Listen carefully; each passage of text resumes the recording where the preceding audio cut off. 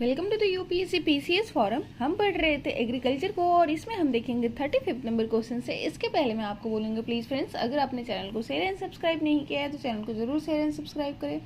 Comment section में बताना ना भूले वीडियो कैसा लगा आपको। साथ ही साथ आप हमारे Telegram channel UPSC PCS forum को भी ज्वाइन कर सकते हैं। वहाँ पर द हिंदू और इंडियन एक्सप्रेस के जो इंपॉर्टेंट आर्टिकल्स होते हैं वो शेयर किए जाते हैं। स्टार्ट करते हैं 35 नंबर क्वेश्चन से और क्वेश्चन है हमारा, which of the following statement is are correct. इनमें से कौन सा स्टेटमेंट जो है वो करेक्ट है ये हमें बताना है। Rubber is an equatorial crop but special condition it is also grown in tropical and sub tropical areas. Rubber is an important industrial raw material. It is mainly grown in Kerala, Tamil Nadu and Karnataka. India is the largest producer of rubber in the world. हमें बताना है यहाँ पे कौन सा statement जो है वो करेक्ट है।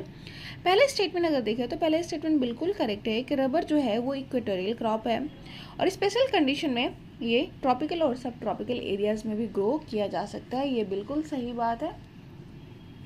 सेकेंड स्टेटमेंट अगर देखें तो rubber is important industrial raw material, it is mainly grown in Kerala, Tamil Nadu and Karnataka, बिल्कुल सही बात है। इंडिया में केरला जो है वो लार्जेस्ट प्रोड्यूसिंग स्टेट है। बात करें अगर रबर बोर्ड की तो इसका एस्टेब्लिशमेंट कब हुआ था? इसका एस्टेब्लिशमेंट 1947 के एक्ट से हुआ था। ये एक स्टैट्यूटरी बॉडी है, ये भी ध्यान में रखना है। और हेड क्वार्टर अगर पूछा जाए रबर बोर्ड का हेड क्वार्टर कहाँ पे है तो वो है कोट्टायम। कोट्टायम कहाँ पे पड़ता है? केरला में। केरला जो है वो लार्जेस्ट प्रोड्यूसर भी है रबर का, ये भी ध्यान में रखना है। स्पाइस बोर्ड का हमने देखा था, उसका जो हेड क्वार्टर था वो कहाँ पे देखा था हमने? कोची में देखा था। कॉफी बोर्ड का हमने देखा था बेंगलुरु में और टी बोर्ड का हमने देखा था कोलकाता में। ठीक है, तो ये सब आपको ध्यान में रखना है। एग्जाम में क्वेश्चन पूछा जा सकता है और पूछा भी गया है यूपीएससी में मिली, चाहे कोई भी स्टेट पीसीएस हो उसमें भी पूछा जा सकता है। थर्ड स्टेटमेंट देखिए कि India is the largest producer of rubber in the world. नहीं, इंडिया जो है वो लार्जेस्ट प्रोड्यूसर नहीं है, वो फिफ्थ लार्जेस्ट प्रोड्यूसर है। थाईलैंड जो है वो लार्जेस्ट प्रोड्यूसर है। थाईलैंड जो है आपको पता है कौन सा रीजन में पड़ता है? एशिया के, तो वो आपको देखने को मिलता है साउथ ईस्ट एशियन का पार्ट है। साउथ ईस्ट एशियन रीजन का एक ऑर्गेनाइजेशन भी है जिसको हम बोलते हैं ASEAN country association of south east Asian nation, जिसका एस्टेब्लिशमेंट हुआ था 8 अगस्त 1967 को। बैंकॉक डिक्लेरेशन के थ्रू उसका एस्टेब्लिशमेंट हुआ था। 10 मेंबर कंट्री है ये, इंडिया इसका पार्ट नहीं है क्योंकि ये ऑर्गेनाइजेशन है साउथ ईस्ट एशियन नेशन का। इंडिया जो है वो पार्ट है साउथ एशियन कंट्री का, ये ध्यान में रखना है। ऑप्शन नंबर 1 और 2 जो हो जाएगा करेक्ट स्टेटमेंट हो जाएगा। रबर जो है वो इक्वेटोरियल क्रॉप है but under special condition tropical और सब ट्रॉपिकल एरियाज में भी इसको ग्रो किया जा सकता है और ये रिक्वायर करता है मॉइस्ट एंड ह्यूमिड क्लाइमेट और इसलिए ये इक्वेटोरियल क्रॉप है। रेनफॉल भी यहाँ पे चाहिए मोर देन 200 सेंटीमीटर। आपको पता है इक्वेटोरियल रीजन पे जो होता है रेनफॉल जो होता है मोर देन 200 सेंटीमीटर ही होता है और टेम्परेचर भी हाई होता है अराउंड 25 डिग्री सेल्सियस। रबर एक इम्पॉर्टेंट इंडस्ट्रियल रॉ मटेरियल है। It is mainly grown in Kerala, Tamil Nadu, Karnataka, Andaman Nicobar, Garo hills of the Meghalaya. Thailand जो है वो लार्जेस्ट प्रोड्यूसर रबर का। India was the world 6th largest, अभी 5th लार्जेस्ट है, 5th लार्जेस्ट प्रोड्यूसर है।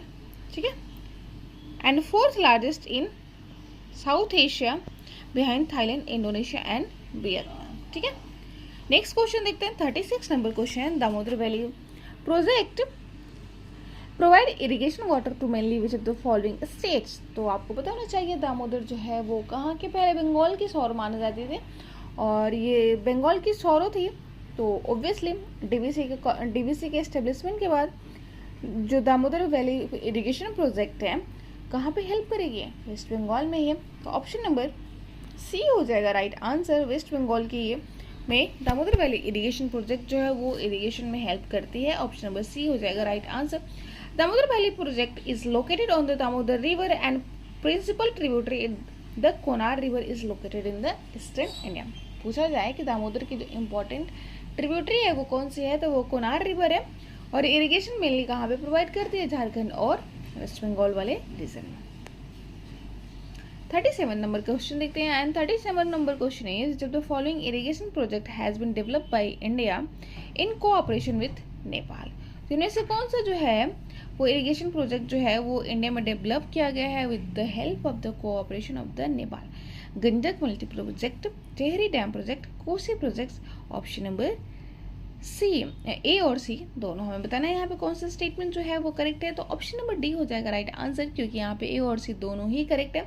Gandak multipurpose project और कोसी प्रोजेक्ट, ठीक है, ध्यान में रखना है। नेपाल के साथ अभी हमारे कुछ डिस्प्यूट्स चल रहे हैं। डिस्प्यूट्स किस चीज़ को लेकर चल रहे हैं, वो लिम्पियादोरा जो रीजन है, मतलब जो origin of the Kali river है, origin of the Kali river है, उसको लेकर अभी डिस्प्यूट चल रहा है।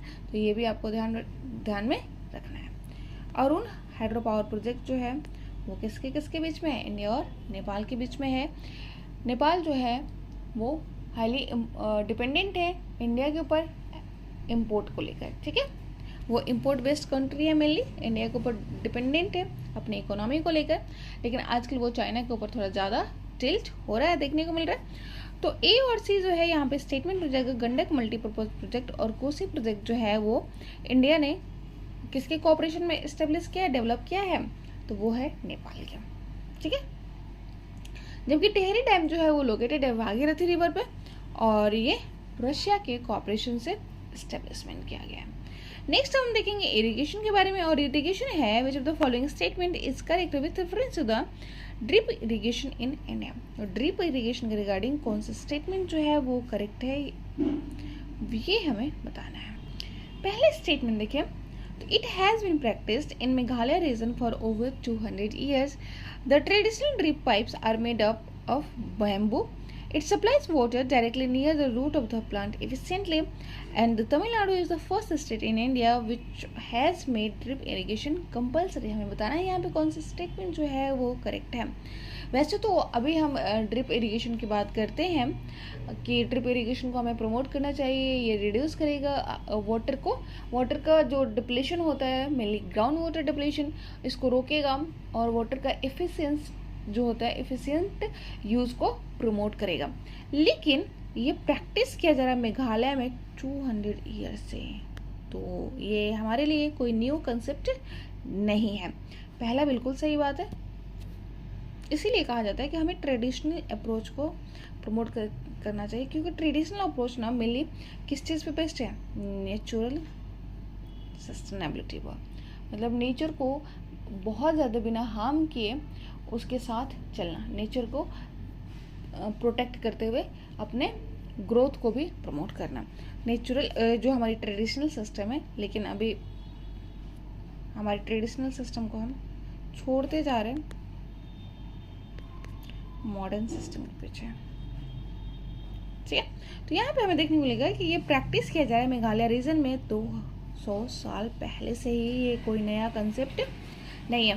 The traditional drip pipes are made up of bamboo, और मेनली वो किसका बना होता था, ट्रेडिशनल जो पाइप होता था वो बम्बू का बना होता था, ये भी बिल्कुल सही बात है।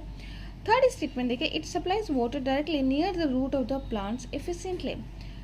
तो इसका मेन काम क्या होता है ड्रिप इरिगेशन का, कि ये डायरेक्ट रूट पे ही वाटर को सप्लाई करता है, जिससे जो एफिशिएंसी होती है किस चीज़ की, मतलब एफिशिएंट जो यूज़ होता है वाटर का वो अच्छे से होता है, वाटर का वेस्ट नहीं होता है, और प्लांट्स के इल्ड के लिए भी ये अच्छा होता है, इल्ड को भी इंक्रीज करता है। फोर्थ स्टेटमेंट हमारा रॉन्ग है कि तमिलनाडु जो है वो पहला स्टेट है इंडिया में। ऑप्शन नंबर 1, 2, 3 जो हो जाएगा वो राइट आंसर हो जाएगा, ठीक है। तो एक बार एक्सप्लेनेशन में देखते हैं। Drip irrigation has been practice in Meghalaya region over 200 years old system of tapping stream and spring water by using bamboo pipes is prevalent in the Meghalaya system, ठीक है। तो ये एक इम्पॉर्टेंट सिस्टम है किसका, रेन वाटर हार्वेस्टिंग का भी, क्योंकि इसमें क्या होता है कि इसमें टैप किया जाता है बम्बू को यूज़ करके वाटर को, और फिर वही बम्बू को यूज़ करके हम क्या करते हैं, ड्रिप इरिगेशन को करते हैं, ठीक है। The channel section made of bamboo divert water to plant site where it distributed into branches again made and laid out with different form of bamboo pipes. Tamil Nadu जो है वो फर्स्ट स्टेट है India में जो बना है किसका, roof top rain water harvesting structure का, ना कि ड्रिप इरिगेशन को प्रमोट करने वाला, ठीक है, to all the houses across the state. 39th number question अगर देखिए तो 39th नंबर क्वेश्चन क्या है, which of the following sources of irrigation accounts for largest share of irrigation in India. तो इनमें से कौन सा जो सोर्सेज है जो सबसे ज़्यादा इंडिया में इरिगेशन के रूप में यूज़ किया जाता है, tank, well and tubewell irrigation, canal irrigation and sprinkle irrigation. तो यहाँ पे हमें देखने को मिलेगा वेल एंड ट्यूबवेल जो है वो लार्जेस्ट अकाउंट करते हैं इंडिया में इरिगेशन के सोर्स को लेकर। और सेकंड नंबर पे आ जाता है आपका कनाल इरिगेशन। कनाल इरिगेशन मेनली जब कहाँ पे देखने को मिलता है आपको, पंजाब हरियाणा वाले रीजन में। यहाँ पे बहुत सारे कनाल का डिग किया गया था to promote the high yielding varieties of the green revolution system. ठीक है, और टैंक जो है वो थर्ड लार्जेस्ट शेयर उसका देखने को मिलता है। ऑप्शन नंबर हो जाएगा B right answer. 40 number question देखते हैं। 40 नंबर क्वेश्चन क्या है, which of the following was the main aim of intensive agriculture area programme of the government started during the 1960। तो इनमें से कौन सा जो है मेन एम है इंटेंसिव एग्रीकल्चर एरिया प्रोग्राम का, जो गवर्नमेंट के द्वारा स्टार्ट किया गया था 1960 में, to provide high yielding varieties seeds to the farmer, to introduce commercial crop and promote their farming, to develop minor and major irrigation sources and promote the use of the fertilizer, to manage the on-farm activities with the help of professionals। हमें बताना है यहाँ पे कौन सा statement जो है वो करेक्ट है regarding the aim of the intensive agriculture area programme. Option number C अगर देखा जाए तो इसी हो जाएगा हमारा राइट आंसर, क्योंकि to develop minor and major irrigation sources and promote the use of the fertiliser, यह मेन था एम था किसका, इंटेंसिव एग्रीकल्चर एरिया प्रोग्राम का, जो कि स्टार्ट किया गया था 1960 में। ठीक है, a new programme named as irrigation intensive agriculture area development programme was formulated and launch किया गया था 1960 से ग्रेजुअसली। थर्ड 5 ईयर प्लान जो कि 1961 से 66 के बीच में चला था, incorporated this programme into the plan development process. 41st number question देखते हैं। 41st नंबर क्वेश्चन है, which of the following state has the largest share of agricultural land under irrigation in India. तो इनमें से कौन सा स्टेट है जो लार्जेस्ट शेयर है उसका इरिगेशन के अंदर, मतलब उसका जो एग्रीकल्चरल लैंड है वो उसका लार्जेस्ट शेयर है इरिगेशन के अंतर्गत हमें देखना है। तो हरियाणा, पंजाब, उत्तर प्रदेश एंड मध्य प्रदेश, तो वो आपको देखने को मिलेगा पंजाब वाला रीजन। मैंने बताया पहले ही कि यहाँ पे जैसे ही ग्रीन रिवोल्यूशन हुआ तो गवर्नमेंट ने वहाँ पे कनाल को डिग कराया था to promote green revolution, to make successful of the green revolution. तो पंजाब का है लार्जेस्ट शेयर एग्रीकल्चर लैंड का जो इरिगेशन के अंतर्गत आता है। About 98% of the agriculture land जो है पंजाब का वो कवर्ड है इरिगेशन में। 87% जो लैंड है हरियाणा का कवर्ड है।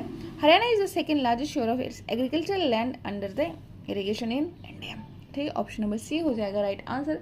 और इसीलिए अभी हमें देखने को मिल रहा है कि यहाँ पे ग्राउंड वाटर सोर्सेज का डिप्लेशन में देखने को मिल रहा है। ठीक है, और मतलब जो अनएफिशिएंट यूज़ जो किया गया है यहाँ पे, इनएफिशिएंट यूज़ के कारण वाटर जो है एक तो डिप्लेट कर गया है, दूसरा हाई अमाउंट में फर्टिलाइजर्स का यूज़ करने के वजह से सैलिनिटी भी बहुत ज़्यादा इंक्रीज कर गया है। कहाँ पर, आपके पंजाब हरियाणा वाले रीजन में जो भी ग्रीन रिवोल्यूशन बेल्ट है वहाँ पर आपको देखने को मिला सोइल की जो फर्टिलिटी है वो लूज हो गई है बहुत ज़्यादा। 42nd नंबर क्वेश्चन देखते हैं, which of the following statement is are correct with reference to the livestocks in India. तो लाइव स्टॉक्स के रिगार्डिंग कौन सा स्टेटमेंट जो है वो करेक्ट है। पहला स्टेटमेंट है, the population of buffalo is 21% of total livestock population in India. Yaks constitute the lowest share of livestock in India. Uttar Pradesh account for largest share of livestock in the country। बताना है हमें कौन सा statement जो है वो correct है। तो यहाँ पर अगर हम देखें तो ऑप्शन हमारा पहला बिल्कुल सही है कि पॉपुलेशन ऑफ बुफैलो जो है वो 21% of the total livestock population of India है। ठीक है, ये। और अगर इंडिया की बात किया जाए कि इंडिया का जो लाइव स्टॉक परसेंटेज कितना है, तो ये 15% है वर्ल्ड का, और सेकंड नंबर पे आता है वर्ल्ड में आफ्टर चाइना। ठीक है, ये भी आपको ध्यान में रखना है कि आफ्टर चाइना ये सेकंड नंबर पे आता है, और बुफैलो में इसका सबसे ज़्यादा है 21% है। ये भी आपको ध्यान में रखना है। ये मिल्क प्रोड्यूसिंग नेशन है, इंडिया जो मिल्क प्रोडक्शन में पहले नंबर पे आता है वर्ल्ड में, ये आपको ध्यान में रखना है। और उत्तर प्रदेश जो है वो लार्जेस्ट शेयर करता है live stock in the country, ये भी बिल्कुल सही बात है। याक जो है वो कॉन्स्टिट्यूट करता है lowest share of the live stock in India. तो तीनों ही स्टेटमेंट हमारे करेक्ट है। ऑप्शन नंबर डी हो जाएगा राइट आंसर। पॉपुलेशन जो है बुफैलो का वो 20.4% है total livestock in India. Other जो है mithun, yak, horses, ponies, mule, donkeys and camel जो है टुगेदर कंट्रीब्यूट करते हैं 0.23% of the total livestocks. ठीक है, जिसमें से सबसे जो कम परसेंटेज है वो किसका देखने को मिलता है, याक्स का, और उत्तर प्रदेश जो है वो लार्जेस्ट शेयर है। ठीक है, 44th नंबर क्वेश्चन देखते हैं। और 44th नंबर क्वेश्चन में which of the following pair are matched correctly, इनमें से कौन सा जो पेयर है वो मैच हुआ है करेक्टली। तो लाइव स्टॉक ब्रीड दिया हुआ है और हमें बताना है कि ये ब्रीड किससे बिलोंग करती है। तो पहले है Nagori, goat, Murrah, buffalo, Surti, yak, both A and C. तो यहाँ पर अगर आपको देखने को मिलेगा तो यहाँ पे सिर्फ एक ही स्टेटमेंट जो है वो करेक्टली मैच्ड है। ठीक है, और वो है आपका मुर्रा का। मुर्रा जो है वो ब्रीड है किसका, बफेलो का। ठीक है, बाकी नगौरी और सूरती जो है वो गलत स्टेटमेंट है, क्योंकि सूरती जो है वो ब्रीड का वाटर बफेलो का ब्रीड है, वाटर बफेलो का। ठीक है, और जो आपका नगौरी है वो कैटल ब्रीड है, नगौरी कैटल ब्रीड है, जो आप कहाँ पे Nagaur region of the Rajasthan का मेनली ये ओरिजिन है। ऑप्शन नंबर बी हो जाएगा राइट आंसर। मुर्रा जो है वो बफेलो से बिलोंग करता है और मेनली ये जाना जाता है किसके लिए, मिल्क प्रोडक्शन के लिए। ओरिजिनेट हुआ था हरियाणा स्टेट में और district of Punjab and Uttar Pradesh में भी हमें देखने को मिलता है। नगौरी जो है वो कैटल ब्रीड है, राजस्थान से है और ये ड्रॉट ब्रीड है, mainly use for agricultural purposes. ठीक है, और सूरती जो है वो ब्रीड है वाटर बफेलो का, जो कि पाया जाता है गुजरात में between the Mahi and Sabarmati river. 45th number question देखते हैं। 45th नंबर क्वेश्चन है हलीकर, खिल्लर, साहिवाल जो है वो ब्रीड है किसके, तो ये सब जो है ये ब्रीड है कैटल ब्रीड है। और हलीकर जो ब्रीड है वो कैटल का native to the state of Karnataka, Hallikar Karnataka से मेनली बिलोंग करता है। खिल्लर जो है वो भी ब्रीड है कैटल का, और ये जो है ओरिजिनेट हुआ था हलीकर और Amrit Mahal breed of the cattle. Sahiwal जो है वो ब्रीड है जेबू कैटल का, जो कि प्राइमरीली यूज होता है किसके लिए, डेयरी प्रोडक्शन के लिए। साहिवाल ओरिजिनेट हुआ था Sahiwal district of Punjab province in Pakistan. 46 number question देखते हैं। 46 नंबर क्वेश्चन क्या है, which of the following statement is incorrect with reference to the fisheries in India. तो फिशरीज के रिगार्डिंग कौन सा स्टेटमेंट जो है वो इनकरेक्ट है, ये हमें बताना है। तो बात अगर हम यहाँ पे करें फिशरीज का, तो largest share of fisheries production is obtained from inland fishing as compare to the deep sea fishing. Second, fisheries cannot be practiced in brackish water ecosystem in India. And the third is India accounts for largest fish production in the world. हमें बताना है यहाँ पे कौन सा statement जो है वो करेक्ट नहीं है। पहला स्टेटमेंट बिल्कुल करेक्ट नहीं है कि largest share of fisheries production is obtained from inland fishing as compare to the deep sea fishing, ये बिल्कुल गलत है। सेकेंड स्टेटमेंट अगर देखिए कि fishery can not be practice in brackish water ecosystem, आपको देखने को मिलेगा हमारे कोस्टल रीजन में ऑब्वियसली फिशरीज का प्रोडक्शन होता है, तो ऐसा नहीं है कि इसका ब्रैकिश वाटर में इसका प्रोडक्शन नहीं हो सकता है, बिल्कुल गलत है। थर्ड है India accounts for largest fish production in the world, नहीं, third largest fish production India में क्या, इंडिया का जो रैंक है वो थर्ड लार्जेस्ट प्रोड्यूसर है, ना कि फर्स्ट लार्जेस्ट प्रोड्यूसर है, तो ये भी बिल्कुल करेक्ट इनकरेक्ट हो जाता है। यहाँ पे ऑप्शन नंबर डी हो जाएगा राइट आंसर। तीनों ही स्टेटमेंट हमारे इनकरेक्ट हो जाते हैं। The largest share of fishes production is obtained from the deep sea fishing as compare to the inland fishing. Second number पे आता है अगर बात किया जाए एक्वा फिशरीज में, ठीक है। Fisheries can be practice in brackish river, ocean, wetlands, water ecosystem. China जो है वो लार्जेस्ट फिश प्रोड्यूसिंग नेशन है, जबकि इंडिया जो है वो थर्ड लार्जेस्ट है। 47th नंबर क्वेश्चन देखते हैं। 47th नंबर क्वेश्चन क्या है, which of the following factors provide a natural potential advantage in India in the development of the fisheries. तो फिशरीज के लिए मतलब हमारा जो पोटेंशियल है, नेचुरल पोटेंशियल, वो क्या है ये हमें बताना है। Wider continental self in the east coast, a huge exclusive economic zone of 2 million square kilometer, huge discharge of nutrients by the river draining in the Bay of Bengal। बताना है यहाँ पे कौन सा स्टेटमेंट जो है वो करेक्ट है, और ये पोटेंशियल एडवांटेज है हमारे इंडिया में फिशरीज के डेवलपमेंट के लिए। पहला बिल्कुल सही बात है कि वाइडर कॉन्टिनेंटल सेल्फ आपको देखने को मिलेगा ईस्ट कोस्ट ऑफ इंडिया में। आपको पता है ईस्ट कोस्ट का जो ईस्टर्न कोस्ट है हमारे इंडिया का, ईस्टर्न कोस्ट जो है वो वाइड है, जबकि वेस्टर्न कोस्ट जो है वो नैरो है। ईस्टर्न कोस्ट वाइड क्यों है, क्योंकि यहाँ पे कॉन्टिनेंटल सेल्फ आपको देखने को मिलेगा, ठीक है। Because of presence of continental self eastern coast जो है वो वाइड है, ठीक है। तो ये आपको देखना, और इसीलिए ये प्रमोट, आपको पता है कॉन्टिनेंटल सेल्फ जो है इम्पोर्टेंट जोन होता है किसके लिए, फिशरीज के लिए, बायोडाइवर्सिटीज के लिए, ठीक है। इकोसिस्टम होता है, मेन इंपॉर्टेंट इकोसिस्टम होता है। ठीक है, पहला बिल्कुल सही बात है। अ huge exclusive economic zone of 2 million square kilometre, ये भी बिल्कुल सही बात है कि ह्यूज एक्सक्लूसिव इकोनॉमिक जोन है 2 मिलियन स्क्वायर किलोमीटर का, तो ये भी प्रमोट करता है किस चीज़ को, फिशरीज की प्रोडक्शन को। And the third is huge discharge of nutrient by the river training in the Bay of Bengal. आपको पता है बे ऑफ बंगाल जो है हमारी मेनली जो रिवर सिस्टम है वो मेनली कहाँ से कहाँ तक फ्लो करते हैं, वेस्ट टू ईस्ट फ्लो करती है, और वो कैरी करती है लार्ज अमाउंट में किस चीज़ को, न्यूट्रिएंट्स को, ठीक है, और वो ड्रेन करती हैं बे ऑफ बंगाल में, जो कि प्रमोट करता है किस चीज़ को, फिशरीज को प्रमोट करता है। तो यहाँ पे तीनों ही स्टेटमेंट हमारे करेक्ट हो जाता है, ऑप्शन नंबर डी हो जाएगा right answer. Natural potential advantage to India in the development of fisheries, the wider continental shelf in the east coast, a huge exclusive economic zone of 2 million square kilometre, और huge discharge of nutrients by the river draining in the Bay of Bengal, जो कि promote करता है natural potential, provide करते हैं natural potential advantage in India to the development of the fisheries. तो आज के लिए इतना ही रहने देते हैं। Thank you so much, bye.